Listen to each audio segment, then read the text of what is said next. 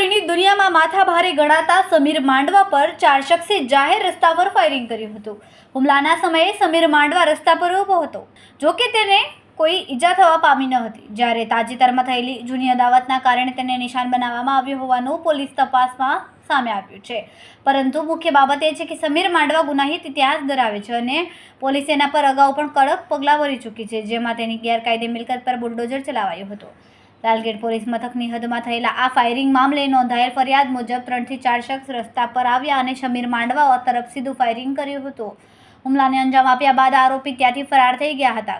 આ ઘટનામાં સમીરને કોઈ ઈજા થઈ નહોતી। પોલીસ ઘટના સ્થળે તાત્કાલિક પહોંચી અને ફાયરિંગ બાદ મળી આવેલી બુલેટ કબજે કરીને ફોરેન્સિક તપાસ માટે મોકલી આપી। સમીર માંડવા સામે લૂંટ, ધમકી, મારામારી જેવા ગંભીર ગુનાઓના અનેક કેસો લાલગેટ અને આસપાસના વિસ્તારોમાં નોંધાઈ ચૂક્યા છે। પોલીસની ફાઇલોમાં તેનો ગુનાહિત ઇતિહાસ ભારે છે અને તેણે ઘણા વખતથી અપરાધિક પ્રવૃત્તિઓ દ્વારા કાયદાનું ઉલ્લંઘન કર્યું છે। સવારે અર્લી મોર્નિંગ રાતના 2 વાગ્યાની આસપાસ જિલ્લાની બ્રિજ ખાતે એક ફાયરિંગની ઘટના બનેલ હતી, જેની અંદર જે ફરિયાદી છે તેનું નામ છે સમીર સલીમ ખાન પઠાણ, જેની ઉપર 2 રાઉન્ડ ફાયર થયેલા હતા।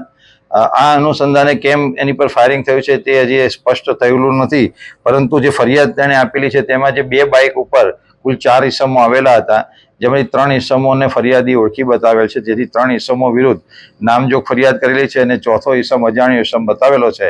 પરંતુ પોલીસે અત્યારે સીસીટીવીના આધારે ચોથા ઇસમને પણ ઓળખ કરી લીધેલી છે અને આ 4 ઇસમોને ધરપકડ કરવા ચક્રો ગતિમાન કર્યા છે, જેમાં સુરત શહેરની ડીસીબી તેમજ અન્ય બ્રાન્ચ પણ આરોપીઓને ઇમિડિયેટ ધરપકડ કરવા માટે અત્યારે પ્રયત્નશીલ છે। પ્રાથમિક કારણ શું લાગી રહ્યું છે? સમીર માંડવાનો કોઈ ગુનાહિત ઇતિહાસ છે ખરો? એની વિરુદ્ધમાં 302 ગુસ્સીટોક જેવા વિવિધ ગુનાઓ દાખલ થયેલા છે। પ્રાથમિક પૂછપરછ કરતા ફરિયાદી એવી કોઈ વિગત જણાવેલી નથી, પરંતુ જ્યારે આરોપીને અમે પકડીશું ત્યારે કેમ એની પર ફાયરિંગ થયું છે તે જણાવવામાં આવશે અને તે આપને મીડિયાએ પણ જણાવવામાં આવશે।